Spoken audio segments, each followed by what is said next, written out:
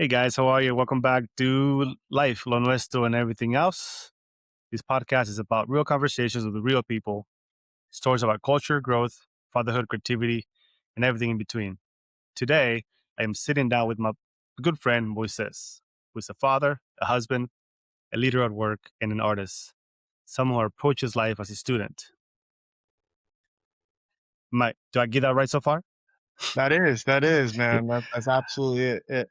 Uh, That's been the best presentation about me that I've heard in a while.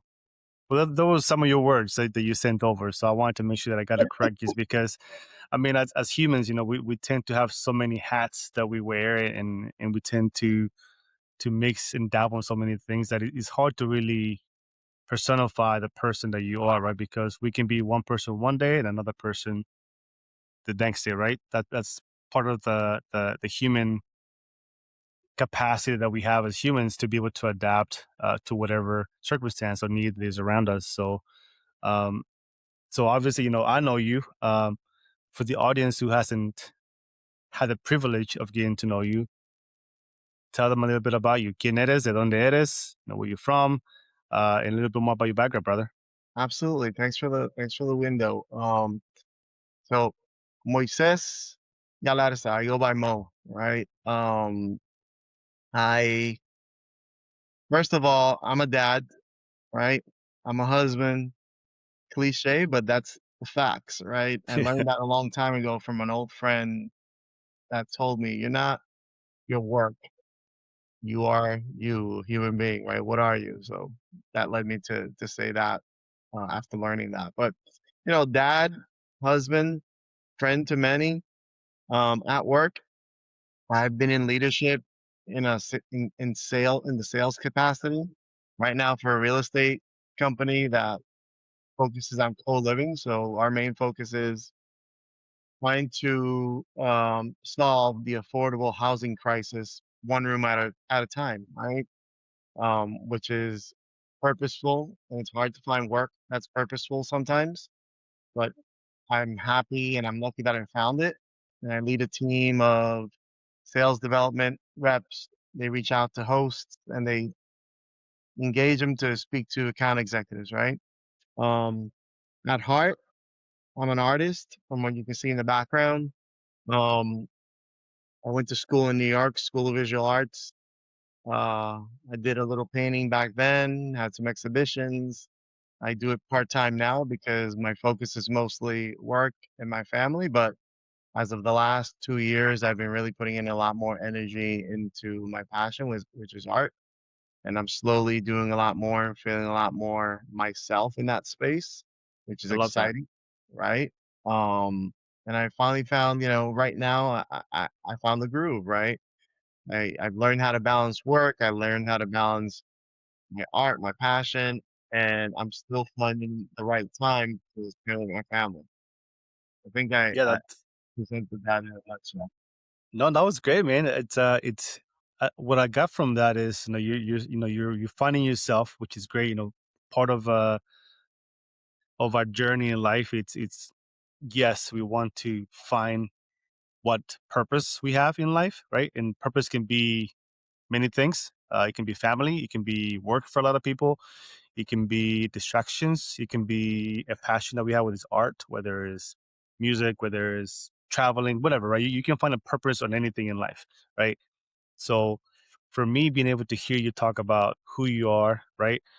And I like the fact that you didn't go right into I am this like head of X, Y, and Z, right? Because we are more than that. We are beyond just our title, right? And I think oftentimes I remember, I'm 40 now, but I remember growing up when I was dating people. That would be the first thing you hear from your date. Hey, how are you? Like, what do you do? Like, like our title is not who we are. That's not who we are. It's a means to a living because we have to, right, based on what we need in life. But when it comes to who we are, everything else that comes after that, the title is who we truly are. Like you said, you're a friend to many, you're an artist, you're a father, you're a husband, you're a leader. So all those things that you just said are things that you are that represent who you are. And all those things have a way of making you be the person that you are because of those things, right? And we adapt and we learn, and throughout the years, those things changes, right? There's a core value to who we are, but those things change to the season of life. Um, how would you describe the season of life you're in right now? You know, that's a phenomenal question, and ever since I thought about it a couple weeks ago, I haven't stopped thinking about it. So I'll ask that again out loud. What season of life am I in? A couple of weeks ago, I thought I was in what I call spring, right? Where I was like ready to take on the world and start new things Yeah, and go full blast, right? And I kind of divide that. It makes sense for me. I divide it like, winter, spring, summer, fall. I kind of have a feeling for those seasons in my life. But I'm gonna be honest with you, right? Like the last couple weeks have been interesting and challenging, uh, emotionally, physically. As I shared with you, my mom got a little sick. She suffered a stroke. I don't know if it was while she was here, while we were traveling to Puerto Rico. So that kind of, okay, take a step back, take a deep breath. Is yeah, it spring, or do we pause the seasons, right? Um, and that's what we did. We paused the season. I spoke to my family. I said, well, you know what? A couple things are going to change right now. I got to go to Puerto Rico with mom and observe what's going on so I can make a decision on what we need to do next. So I need everybody to really jump in and let's support each other. I said, what thinking at home. Luckily, I have a strong foundation in terms of being a leader, right? That you kind of yeah, figure out what can you control and what can't you control. You move it now. So it might still be spring, uh, and things are starting to blossom again. I feel that being back home after settling down and women the position that we have help for her as she moves in with us is essential. And now I think I can go back to focusing on the things that I'm passionate about, my family, and still feel productive, right? And still yeah. have this while still being a good human being. Not just my mom, but people around me, outside friends, people outside of that circle too. Because at the end of the day, being a good human doesn't mean just being a human to the people that are near you, but the people that meet you. So it's sort of, becomes contagious. And I think I'm still a spring, and I think I'm still wanting to jump in and build and get creative and try some new ideas. So I Mhm. still in spring. I'm back to spring. I love that. That's a great answer, man. Thanks for sharing that with me. I know that like seasons in life, our life have has things that challenge us, that put things in perspective, right? Just like every season in life, and every season, when it comes to actual seasons. Um, entonces, para lo siguiente, for the next thing, what are things that you're letting go as you move forward into the next phase of your life? Because spring will come, spring will go, and then there's going to be a next phase that comes after that, right? And are you ready for it? What are we doing to ensure that we're ready for that? I think you answered it. I think, learn how to let go of each season so you're not dragging things that you feel you didn't complete. Because Hmm. the more you do that, the longer you extend the season that should only last so long, right? And I've been guilty of that in the past, right? You hold on, you harbor the feelings, you harbor the things. If you don't allow yourself to let go, you can't move forward. Right? It sounds cliche, but it's the truth, right? Yep. So when you think about that for a second, those things that, I did my best. I did 100%. I did everything I could. Keep moving forward. Yeah. And that's all you can do, right? At the end of the day, as long as that you know in your heart that you did it 100%, then at some point it will be okay. It may take time for you to realize that and be come back and think about what did I do the best that I could. And I think at the end of the day, as humans, we don't give ourselves enough grace, right? That we oversee what's happening in front of us. We have this tunnel vision. So once we get past that season, that moment, that movement, whatever it may be, we are able to reflect on what was, what is, and what will be, right? So I think it's a great process. So I want to ask you about some of your roots, right? So I know where you're from, and for me, it's very important to recognize people in my life that have um, a unique, and I want to say unique only in a way because of what's happening in our quote unquote culture in this country. So for us, being Latino, being Hispanos, we are unique in a sense because we are being uprooted. We are being, taken back to somewhere else. We are being unrecognized. We're being told we don't belong, right? So when that happens, um, putting that aside to the side, not talking political. Um, Tell me about where you are. Tell me about your roots. Yeah, love it. Listen, I was born in Puerto Rico. I was born in a small town called Arecibo. It's on the northern side of the island towards the coast.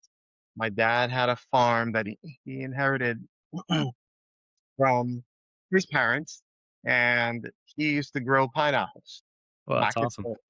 back in the 70s. So I remember seeing this huge ocean of pineapples, right? And it's something that's never left my my my mind, right? It's always been there. I don't know if you've ever seen a pineapple farm, but it is phenomenal. Like rows and Yeah, rows of pineapple. It's not easy to walk through, but it was pretty cool, and that's always stayed in my mind. So I was born there, and my dad had a small farm. They weren't rich by any means. It was a small, humble little house. Um, and we sold it off. We moved to New York, Brooklyn, and we always moved back and forth. So being born in Puerto Rico and living in Brooklyn initially was really rough. I was like, man, this moving back and forth, I'm losing friends. I guess I shouldn't get too close to people because I want to lose them. And that as a kid affected me. And I was always very, like, I guess, introverted, right? I always stuck to myself. That's probably where my artist abilities came from, I would say, in a sense, not too much, but to some degree. Um, but as I grew older and realized that that was a blessing in disguise, right? Because the fact that I was able to embrace change so quickly, I soon realized and learned that that is super important in life, right? You might be going through whatever it is, and similar to seasonalities, change will happen. If you don't learn how to embrace that, you get left behind or you get stuck. So yeah, being born in Puerto Rico, being able to love the culture, being able to appreciate what it offers, beaches, people, food, music, flora, fauna, all that stuff kind of makes me who I am, right? I left Puerto Rico probably like 15 years ago. I was living there, worked for a company called Red Ventures, and came here to work. But always, I was so frustrated with something that I loved, right? I was leaving my family. My wife was leaving her family, and that was super huge for them because she never traveled outside of Puerto Rico to live, and she was taking away everything she had from her family to give it to me. yeah, Grateful, but at the same time, I was like, this better work, right? yeah. Which is I good. think it's I think it's working out, right? Yeah, I think it's working out. I think it's working Yeah, out. We're appreciative. We're blessed. We made it so far, and we're still working to make it every day. Um, but yeah, I'm from Puerto Rico, small town. My mom, she's moving here on the 7th. I was recently there this last Saturday. I got back, and I took a few seconds to really enjoy what I appreciate. A beer at a local pool, at a bar with a pool table overlooking, you know, the fort, beautiful view. Um, and I had the chance to enjoy that with a good friend and just at least dedicate, an hour or two to just be real, right? And to your point, it's something that as a Latino, you know the richness that your culture brings, right? And that impact is powerful. Culture is powerful. So the fact that yes, there is some challenges that make it really difficult for so many cultures right now is Yeah, something that can't just stay quiet. And this is an yeah, argument that I probably have not with many people, but I had recently in Puerto Rico with a good friend of mine, right? Um, he disagrees on some views, and that's okay. But I made sure that I made my view present in his mind, because I'm not going to be shut up for being who I am as a Latino, right? And I am yeah. going to continue to speak Spanish in this country because we should be able to, right? So yeah, I don't know if I gave too much, but I think No, uh, it's beautiful, man. So part of this process, obviously, it's as we begin to dive into so many things, within your roots, your life.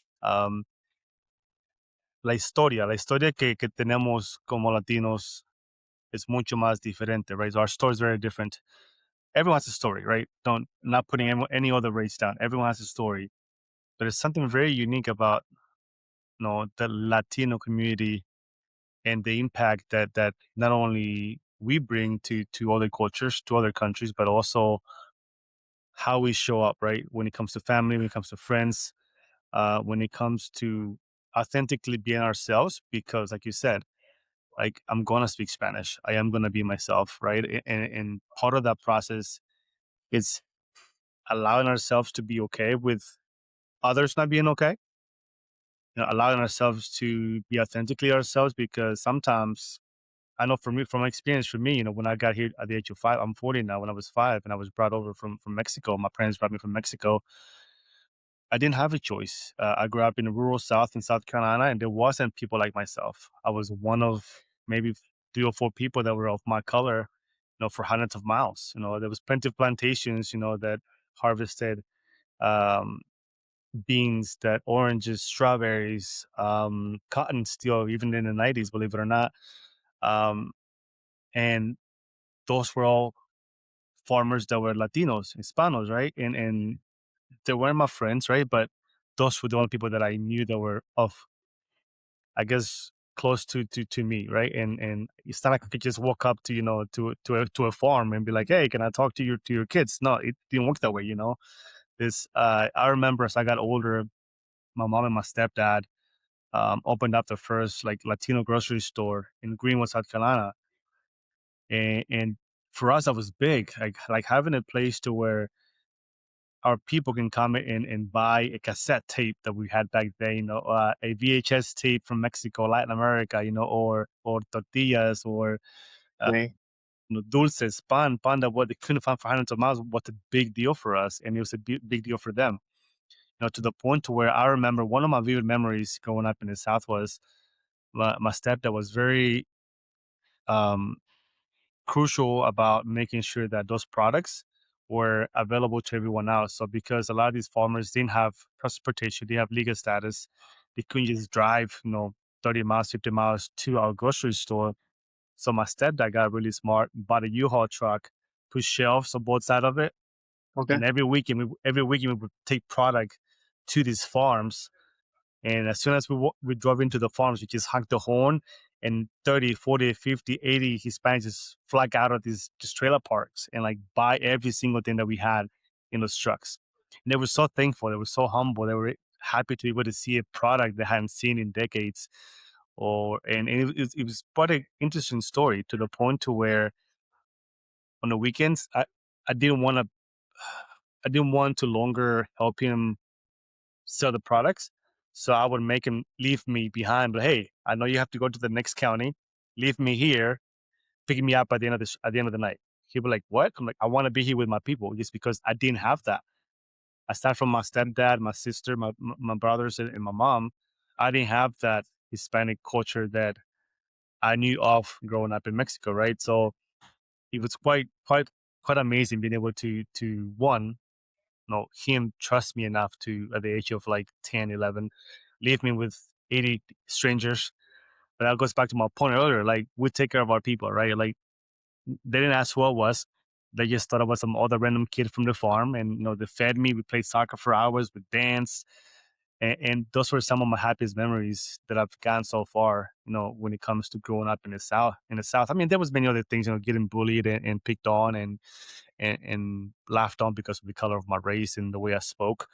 Hmm. But at the end of the day, that didn't stick to me. What stuck to me was finding my people, right? Finding the people that I resonated with because I had finally found a circle of people that kind of understood me, right, to a point. Um, so what from that, obviously, tú eres de Puerto Rico. What part of those roots are still showing up in your life right now? What part of the roots from Puerto Rico are showing up in my life right now? Yeah, Now, I wish more. I wish more, right?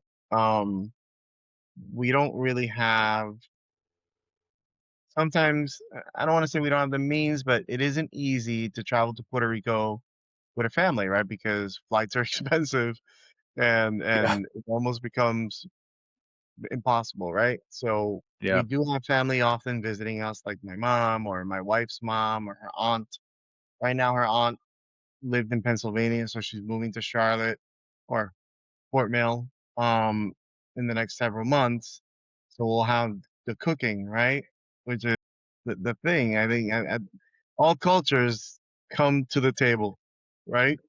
And that's really where conversations start, I think, right? Over coffee, over a piece of bread, over food, whatever that is. But I think the food is what I bring. The Christmases, I wish more. I wish more, right? It's hard to really paint the picture where you, Christmas in Puerto Rico, nothing else, Yeah, right? Starts right after Thanksgiving and it doesn't end till the end of February. That's a long Christmas. That's a long Christmas. And there's a ton of eating, a ton of social drinking, a ton of social gathering, a ton of music.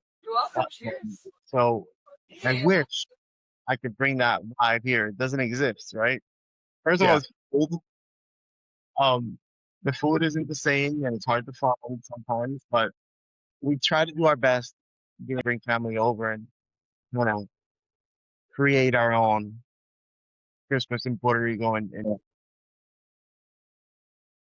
Mentioned it, yeah. So I love that. I think part of this conversation is, aside from dialogue, it's remembering stories, right? All these stories that we have, it's kind of all we have. 100 years from now, no one's gonna remember really who we are, right? This podcast won't be around. Somebody else will make another podcast, and there will be other things, right? Life repeats itself, right? But being able to be present now and have its story to tell because of our upbringing, our roots, our culture, and now bringing that to a different country, to where we are teaching our siblings, our spouses, if they're not from the same culture, right? Or our friends, our colleagues, and now, kids. Now we have a responsibility to our kids, who are born in this country Mhm, from first generation, Mexican American or Latino American culture. So now, as a father for you, you've mentioned the birth of your daughter being a defining moment for you. Take me back to the moment when that happened, and then how are you showing up, as a strong Latino male, to ensure that those roots and that culture lives within her, so that she can continue that's the story forward. yeah, it's a great question. So I have two girls, right? One is 17 and one is 10. Uh, the 10-year-old is my biological daughter. I met my 17-year-old when she was two in Puerto Rico. She speaks Spanish and English fluently. My little one understands a little Spanish, speaks English, and she's stubborn. She doesn't want to speak Spanish, but she's learning it, right? She's learning it. And I think she's learning it through music. And we'll speak, she's just shy about doing it.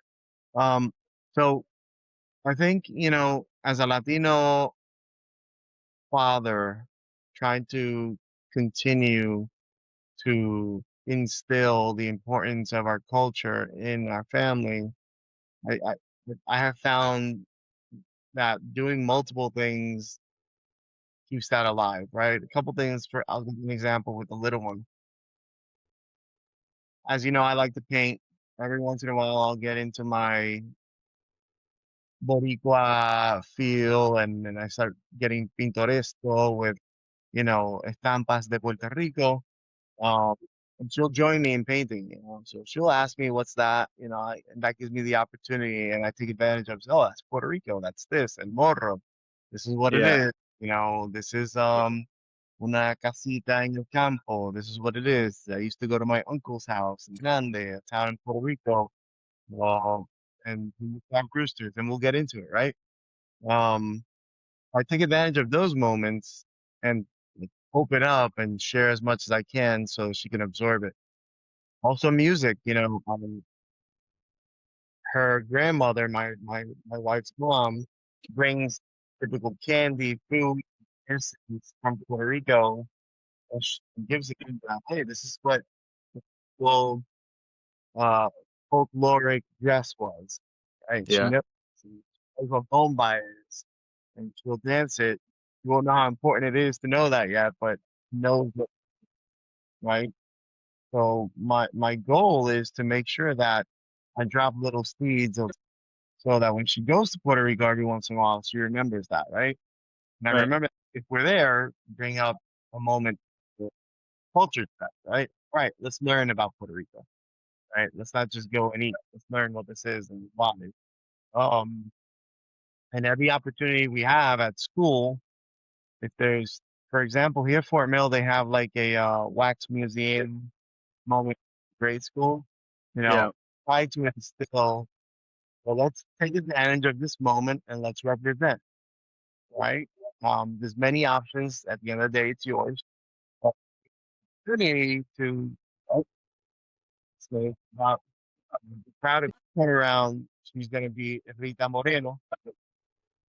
It's an opportunity to learn about who Rita was, how important she is, um, and you can take advantage of that moment and educate children that absorb so much that can get out in the future, right?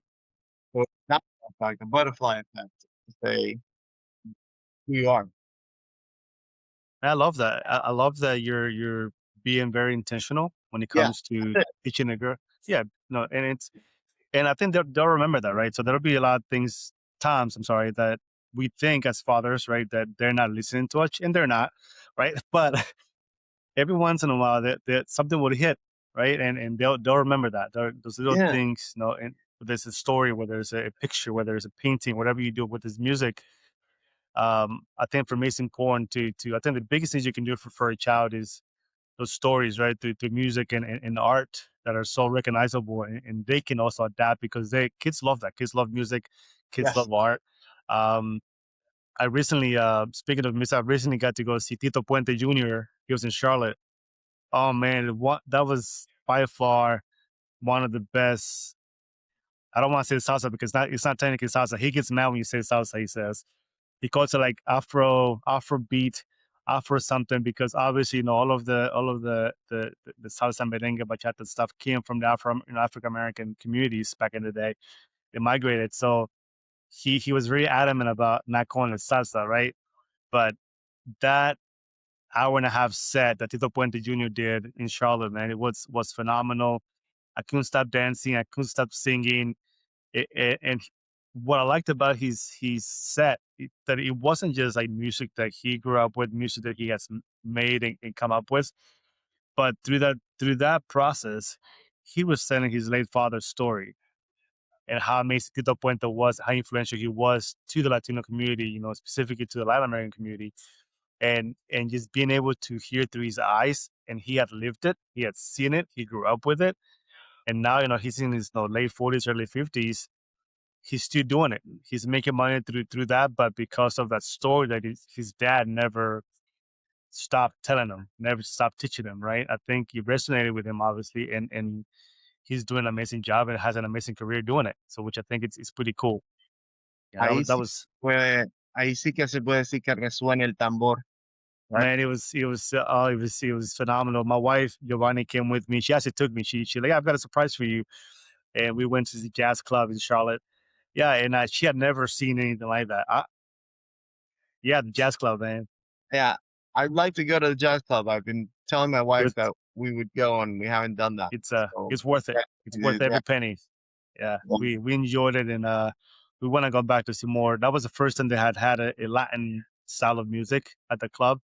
But I like jazz in general, but having being able to listen to my type of music that resonates to my culture in my heart was pretty cool. it's awesome. That's awesome. Yeah, Yeah, let me know it in the was next one. I'd love to go. Yeah. yeah. So it's now that you're in this different phases of life, and as a dad, and many things, and you're growing, and you reflect on things that have passed in your life. Um, how are you doing every day? How are you mentally preparing to do the things that you got to do to ensure that you are the best version of yourself? One for yourself, right? And then two, how does that look like to the rest of us that get to see you on a daily basis? uh, I take life lightly. That's what I've learned. Um, I've gotten to that point carefully through obviously a lot of obstacles, challenges, falls, and whatnot. But lately, I've said to myself, I'm 52. I need to look at life lightly because if I take it too serious, this is not going to work out. You know, there's too much going on to take this stuff too seriously. There's time for that, but I try to take my life lightly. I promise myself to laugh every day, and I try to make my wife laugh every day. I try to make my kids laugh every day. I'm not funny by any means, but I try to make it. I try to make it light, man, because it's our safe space, right? And it gives people permission to be themselves. Um, but I wake up every day and I tell myself out loud, "All right, I made it." Right? Because that's the biggest challenge, the biggest hurdle I have to face.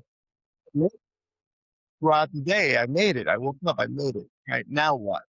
Let me laugh a little bit. Let me make some silly joke. Let me make my wife laugh.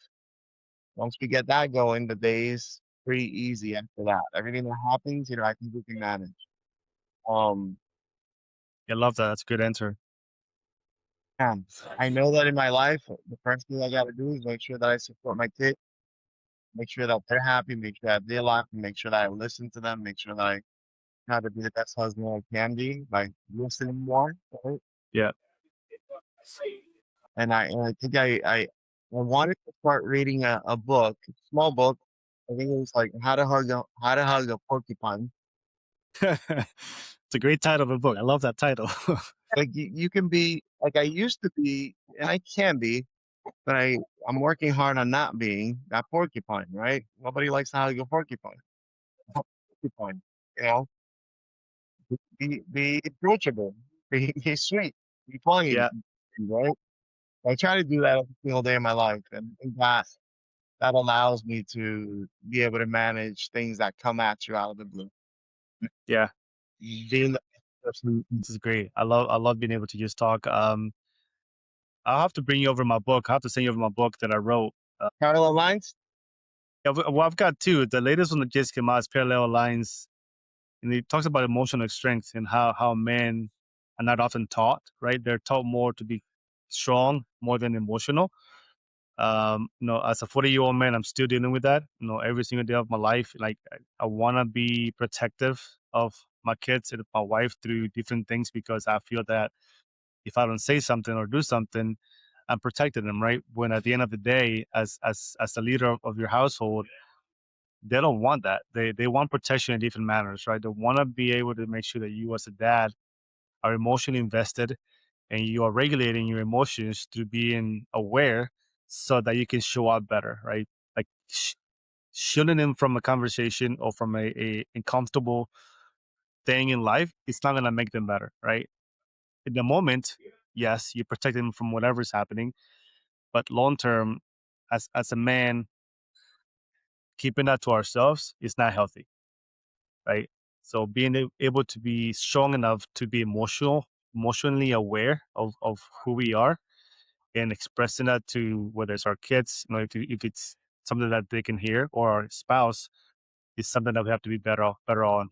Do you feel that way sometimes? Do you feel like you're more um want to be that strong macho persona because of how we were taught, or do you feel like you're more emotional awareness coming from you? You know, I like to believe I'm more I have more emotional awareness, and I think having daughters, right, did that. I mean, Yeah. because I had to find a way to balance that strong macho character that we think we need to have, right? And my daughters have taught me, yeah, maybe not, right? I like to think that I am. I'm sure I'm not. I know I'm not perfect, but in terms of like being able to share more when you're in a position that you're not comfortably emotionally comfortable in a challenging situation, Yeah. I could always do better, right? You think my wife has also asked me multiple times that you need to share more. Well, don't keep it in. We try to keep it in, right? But I'm Yeah. working on that. I'm working on that. I think it's super important, like you said, to be emotionally aware, sharing when you feel vulnerable, right? Hmm. Because that's when you become stronger, right? You have this team of people, which is your family, and it's supposed to be a team of support, right? Not just a team of one. Um, so it's a work in progress for sure. That's good. As long as you're realizing that you're working through it, that's the most important thing. Realizing what's happening and then being able to reflect on those things to then change the narrative for the next time that it happens. Yeah, And it's never gonna stop. It's a circle of life. It just as humans, we tend to be more to ourselves. But obviously, we weren't meant to be alone. yeah. I mean, look at the I population, right? So, my 17-year-old, um, so this year I made a promise, New Year's resolution, right? I said I'm gonna really work on building my relationship up with her because she's 17. She's going away to college in a few months. Um, and it's not going to be the same anymore, right? Although it is, but it really isn't, right? So we were having little challenges like teenagers with their parents. But I said I have to make sure that I'm emotionally aware, and I want to make sure that I build on this relationship and grow it versus constantly disagree. So, I promised that to myself and I promised that to her that our communication would be intentional. What I mean by that is, just because she does something that I don't think she should be doing, I need to yeah, address it a little differently, right? From a different perspective. And that's been working. So I'm happy about that. It's not perfect all the time. But yeah, yeah. I love that you're being authentic, which is good, right? I think that's gonna be the best thing you can do for anybody. Is be authentic to yourself, even to a fault. Sometimes we don't want to agree on things. Sometimes we don't want to, like you said, be vulnerable. But I think that ends up helping us at the end, right? Instead of hurting us. So, um, you mentioned that part of your process when it comes to being creative and doing things that are filling your cup, so you can fill other people's cups. It's creating art, right, and being creative to that avenue. When did you first see art become part of your life, and you thought that, not maybe not thought, you knew that it was something that you were going to do, even if yes, yes, for a hobby. you know, I have two answers to that question. I have a unique first answer. So I remember vividly being in kindergarten in Queens in New York. I remember the teacher, Mrs. Lopez. Mrs. Lopez was Boricua. And obviously I'm in kindergarten and every day during recess, they would give you different things to do. Building blocks, working in a kitchen, or I always wanted to paint my own way. I hated it that they would limit me to two separate colors. But I knew that white and red make pink, but All right, so I always wanted to mix, and she was like, "Well, you're just gonna be picky today. Please don't mix the colors." I know why. She'd have to buy new paints. I still mixed the colors because I knew that I could do something bigger if I was able to mix the colors. So that's one where I learned that I love to create. I remember Yeah, that vividly. And slowly but surely, she wouldn't allow me to paint, but I would always find a way to trade with someone. yeah, I remember someone wanting to play with the blocks. I was like, "Yeah, Robert wants to play with the blocks. Let's trade." And she'd be like, yeah, "Well, why'd you end up here?" I said, "Well, because he likes the blocks. So I like to play." So when did I learn that it was something that I wanted to continue to do?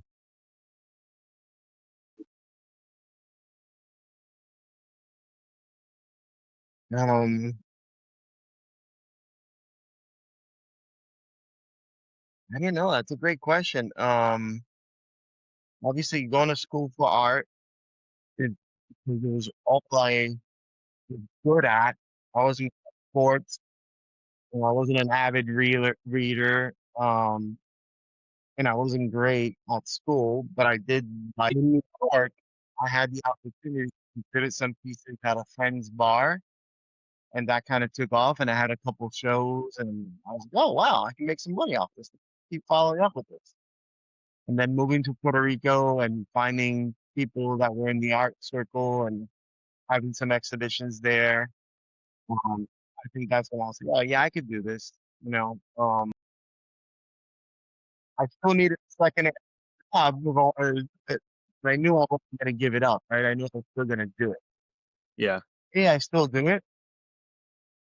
I still sell pieces to random people, friends, colleagues, at work or whatnot. Um, but now I do it to satisfy me more than it is to satisfy anybody else. I think I yeah. found what I love, and I have to do my best to stick to that. I really have a difficult time straying away from what I pick myself and I say, you because you love that. Why do you do that?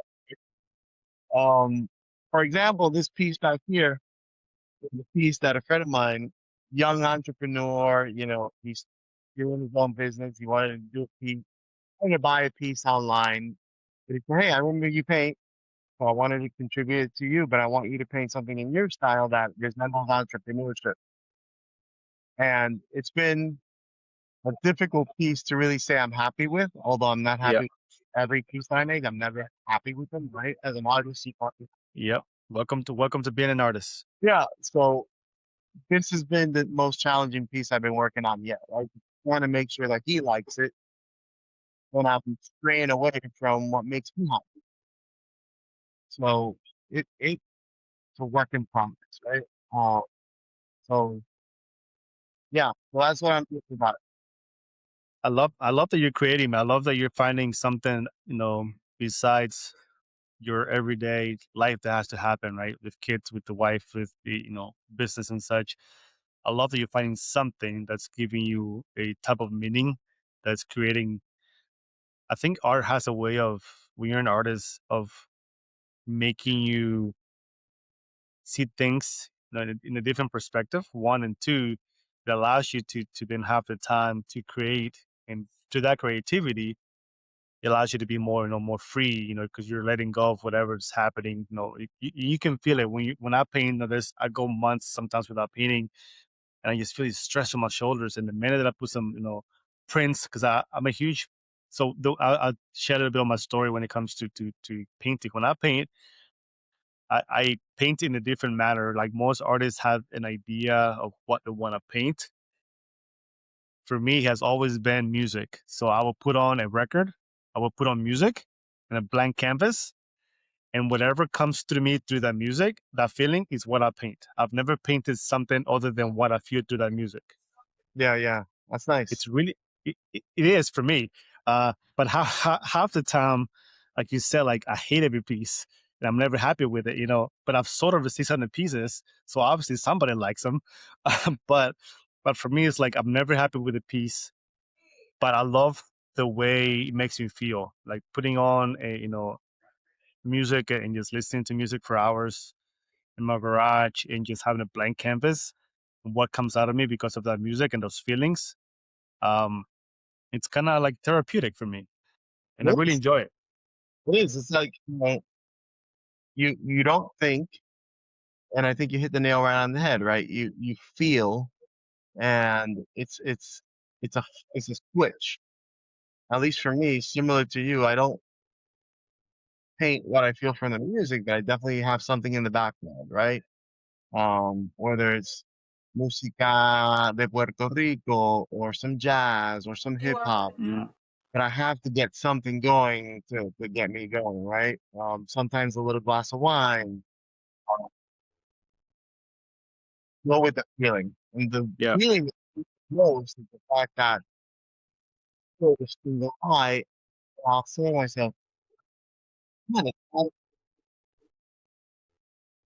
know, when I step back, I'm like, oh wow, it's a feeling nothing can compare to. I have not experienced that in anything else. I mean, yeah, yes, athletes probably feel that when they just do their, on the court or something like that. That's probably what it feels like to them. Um, but it's an amazing feeling. I can it sit really here is. for hours with my daughter. Man, what are you doing? Where have you been? I'm like, well, I've been here. Well, here, here's a brush. Yeah, here's a brush. Mama, do me a favor. Píntame algo allí. What does this mean? She's like, I don't know. What do you think it means? Paint a little bit on it, throw a little color. We could always fix it. It's not a big deal. And tell me what Yeah, you think it means. So, that's what I do. Sometimes my wife will come down here and she'll just sit and watch me, and I'll watch until you start like telling me what to do. Okay? The yeah. moment you tell me what to paint, I lose it. You know? You mentioned, I love that. You mentioned that sometimes when you create things, like myself, I don't like it, I hate it, whatever. I rebuild it, I repaint it. Does that mirror into your life as well, or are you able to compartmentalize things and don't allow both worlds to kind of coincide? Like the art world and my corporate world and my personal world. But yeah, so like the creating, because like in life, you creating relationships, you're creating meaningful moments with your wife, with your kids, at work. All those things are similar to art. When you're creating, you hate, you rebuild, right? So those both things have similarities when it comes to how life works in reality. Do you feel that they kind of both mirror each other? Do you find yourself rebuilding, creating, hating, or disliking things in your personal life as well? I try not to hate too much. My wife always reminds me, and she reminds the girls too. Hate's a strong word, right? Yep. It carries a lot of negative energy, so I try not to hate so much. I'm not perfect. I've said it, and she corrects me. She's like, "Don't do that." I'm like, you're absolutely right. Yeah, absolutely. Let me change my mindset. But to answer your question, so do they mirror each other? I think my creative side is the stronger side of who I am, and I can't help but to think creatively at work or in my personal life. Yeah, I love that. But when I am at work, I don't I try not to mix in my personal life. I've made it a point to be very intentional about that. And when I say I'm done, I'm done. At least 98% of my time is done with work. There's a couple of emails that I might have to do, but I keep it very light. I promised myself a few years ago that I wasn't going to fall into that space where it's Sunday and I'm feeling anxious day because of work, Yeah, right? But, um, in my personal life, I have my friends, blends in. Yeah, the work might blend with life. What are you planning? What are you creating? What's going on in your life? What can I help you with? Right? I try not to bring work into conversations in the personal conversations. Yeah. You don't spend that much time with your friends, right? I want it like genuine. I want Yeah. to talk to me about what ideas you have, right? Um, what you with. And then at work, it's just work, you know. I, as a leader at work, I gotta be a little personal, and I have to be intentional, and I have to be pragmatic about helping my team. And it becomes personal sometimes because whatever's happening on in their life impacts work. Try to keep engaged with that, um, especially with privacy and stuff like that. But I blend and I let them know who I am because it allows me to be influential in their life. They trust me, right?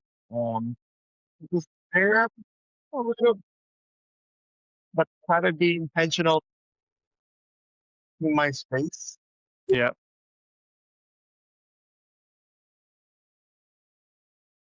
It's all a balancing act, right? Just like a circus. So so, Yeah. You so heard, you know, have you heard about that? I forget what it's called again, the specifics, but the logic is I was talking to this about my wife yesterday. The four range theory with stove. I'm I doing don't think so. so there's four stove ranges, right? And they can mirror life. So you have family, you have work, you have health, and I think the other one is friends. Right?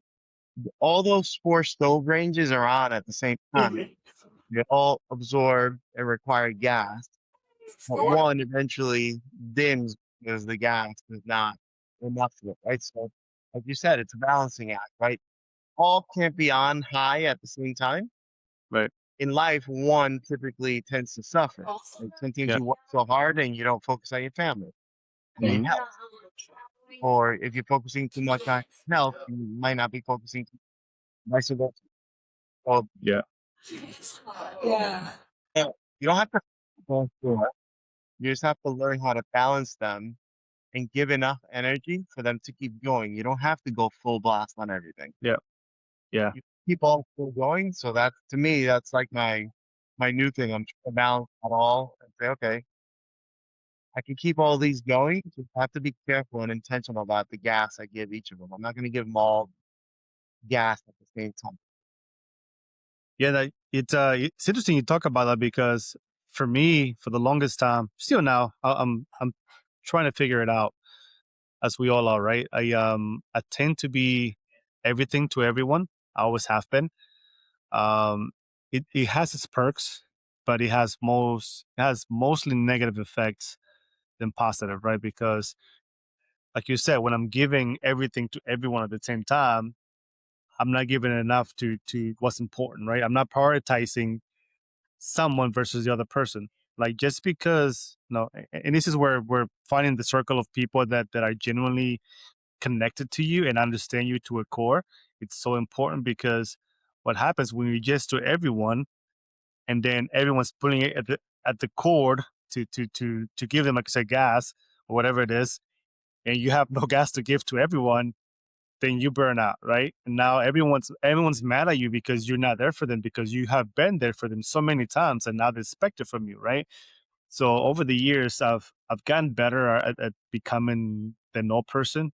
Started going to therapy for years now, and one of my things that my therapist helped me with was like two things. She said, "What does Ernesto want?" So she had me do this thing to where I was drawing the same question on like 100 sticky notes. What does Ernesto want? And I placed them all over my house, bathroom, garage. I mean, everywhere you looked in my house, they looked like posted, had thrown up everywhere. And everything was the same question. What does Ernesto want? And oftentimes I would go back to that question when somebody asked me, hey man, I need you to do X, Y, and Z. Or hey, can you do this? Or hey, I need you to do this charity event. And I'm looking at like, what does Ernesto want? One, do I really want to do that? Right? Am I doing it just because I want to be like everything to everybody, the yes man? Or am I really doing it because it comes from a place of love in a place that I know that I can do it because I know that it's gonna make me. I don't want to say happy because happiness has a different connotation, but it's a come from a place to where I know that I'm gonna feel good about the answer, right? And am I going to also lose part of something else by giving this attention. Hmm. So I've gotten better. So she was good about teaching me to believe strongly on like what do I want first before everybody else, and two, be and no. She's like, hey, for the next 30 days, whatever happens, everyone that asks you, you say no. I was like, what? I can't say no to everything. She's like, I need you to be a no person for 30 days. Wherever it is, just say no. And I think I lasted about 3 days. And then I was like, this is really hard. And I'm still trying to practice that. Um, I've let go of a bunch of friends, unfortunately, that were part of my circle just because they got tired of me saying no to them.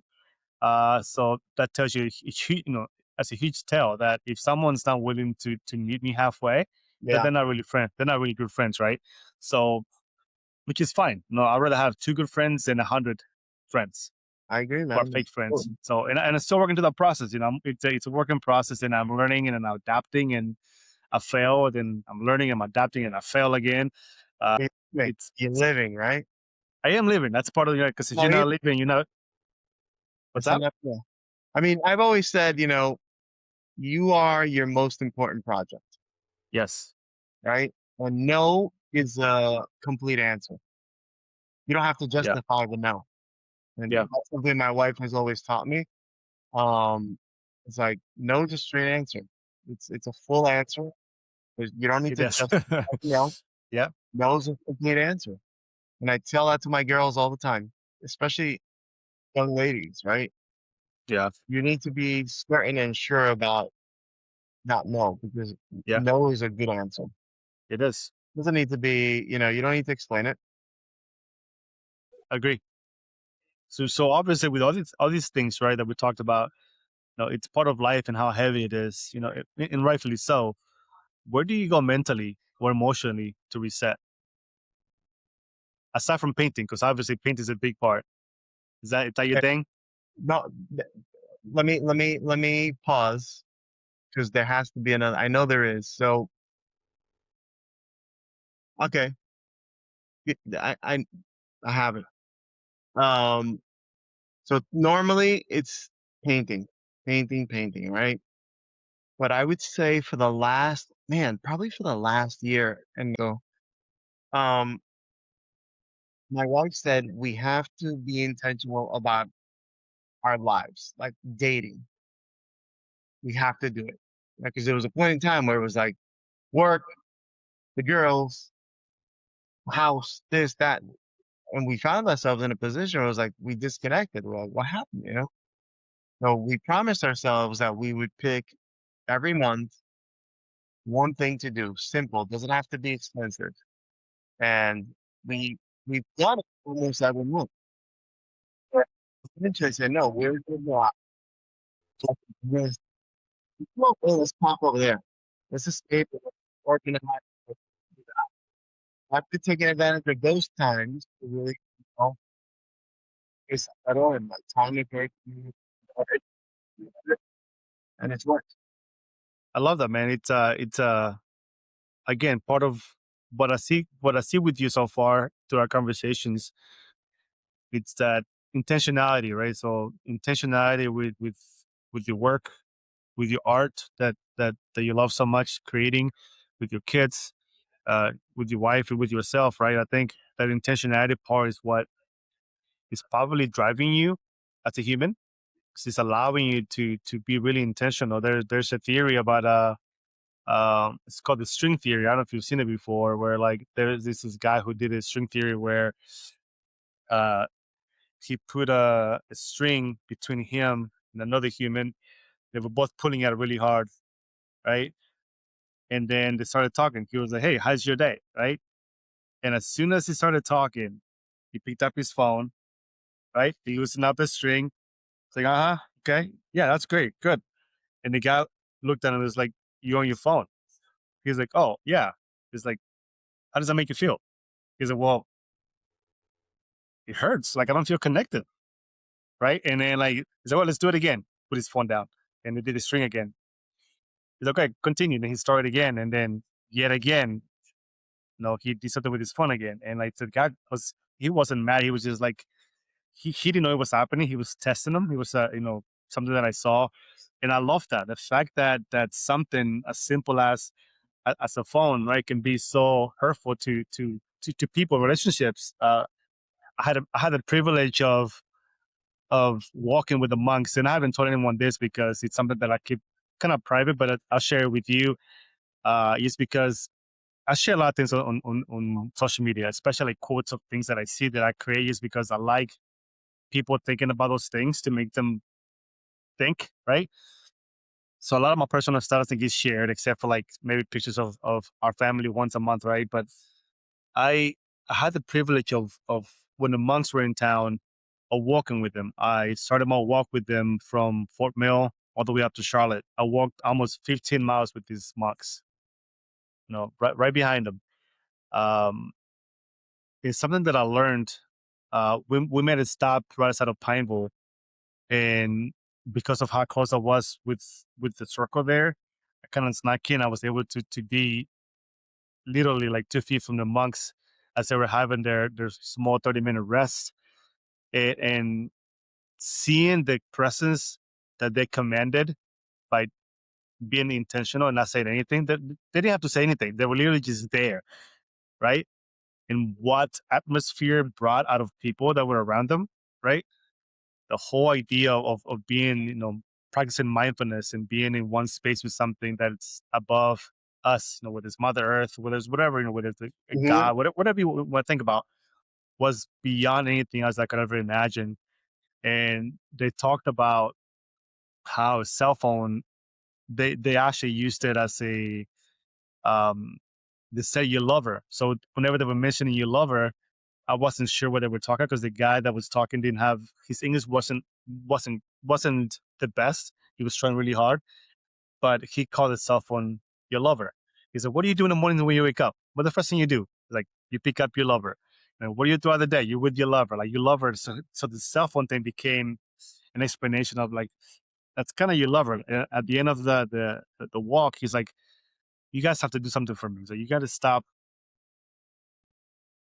having so much time with your lover. Like in the mornings when you wake up, instead of looking at your phone right away, maybe for the first 10 minutes, you don't touch your phone. For the first 10 minutes, you'll make your coffee, go drink a glass of water, go to the bathroom, maybe go outside and breathe some fresh air for 2 seconds. Be thankful, be present, be mindful of what's happening around you. Like, and I don't expect you to go throughout the day without your lover because you need it, unfortunately, in life, right? But just those meaningful moments in life have huge impact. And I do that often. Like I'm one of those guys that if I'm with somebody, my phone's in my pocket.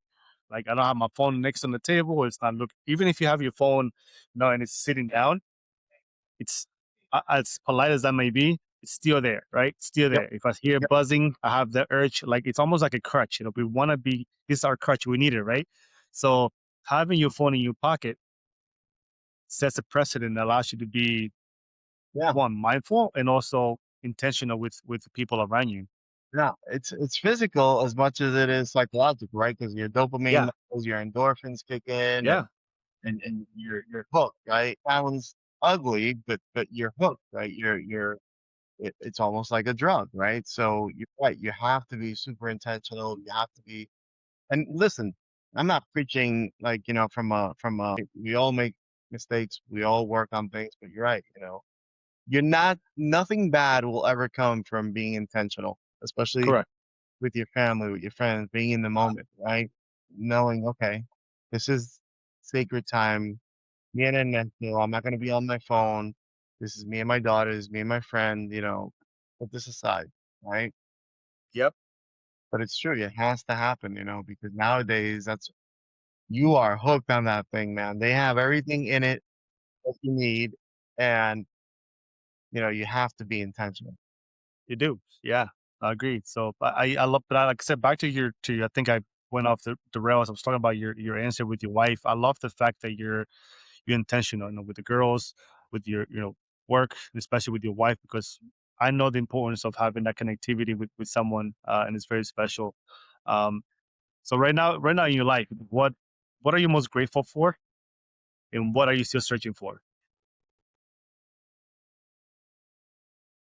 It's a loaded question. Yeah, man. Yeah, I'm grateful for so many things. I really am. Um, I have a good partner, man. I have a good partner in my life. I have a good partner in my life. We're at a point right now where it's working out. It's working out. You know, I'm not saying that it's been easy or is easy or based on themselves in a spot in their life right now where we walk together, we're supporting each other, and it is working. Not perfect, but it is working. And say that because life and you find relationships that you can have problem, right? So I'm grateful for that. You know, I've been in a divorce. I know how difficult and how emotional that is. Man or woman, right? Divorces are tough. Even tough. And that's what that's what I, what was your second question? What are you still looking for? What are you still searching for?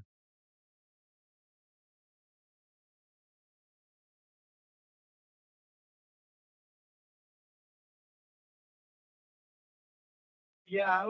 Adventures. Yeah, I love that. Adventures. Man, we recently went to Italy last year in June and we fell in love with it, right? And we seriously are contemplating at some point moving there. That's awesome. Um, so I'm searching for the right time and moment to start that new adventure. Yeah, I love that. So, the kids getting older. We have a little bit more flexibility. I'm trying to educate them on different cultures. I'd love to go ahead and take them to Italy.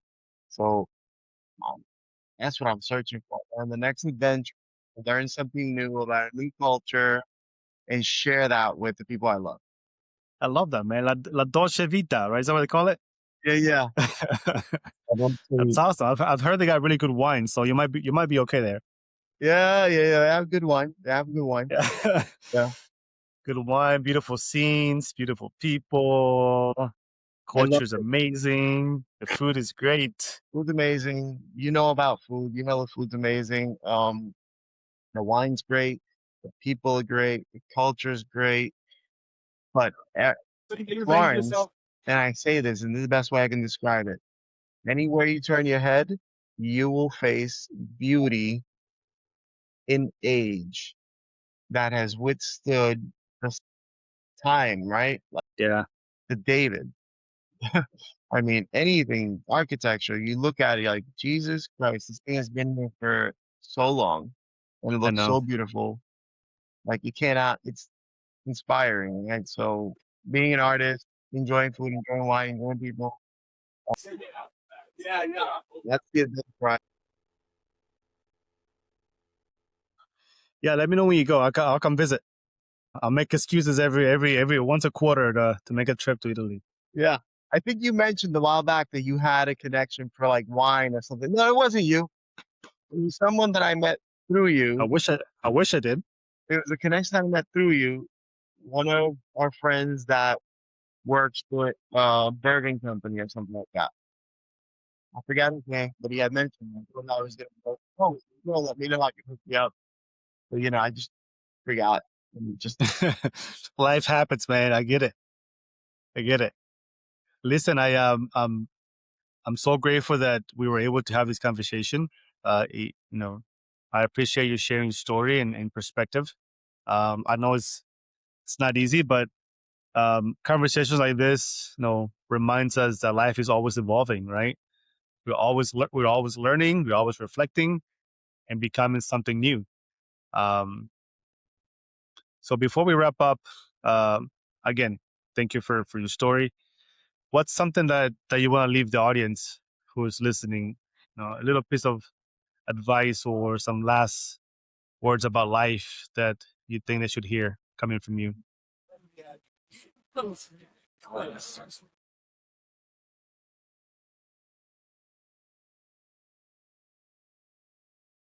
don't don't lose sight that you were once younger than you are, and live life through the eyes of your younger self, because it'll take you to places that you think you wouldn't dare to go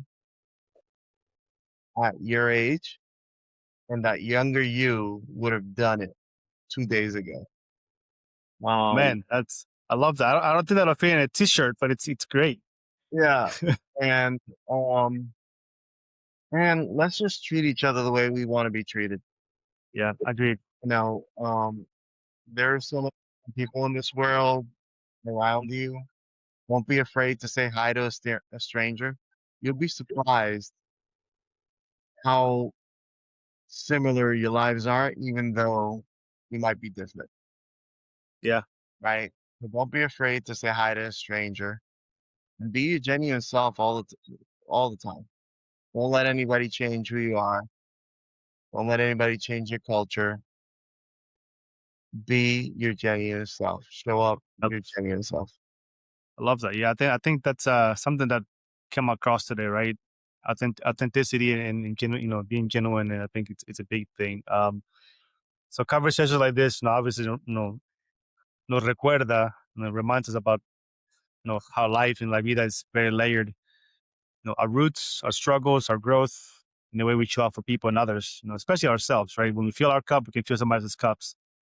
So if there's something that from today's conversation resonated with you, and I want the audience to be able to take a moment to reflect on it, including myself. And I challenge you, Moises, to also reflect on things that we talked about today.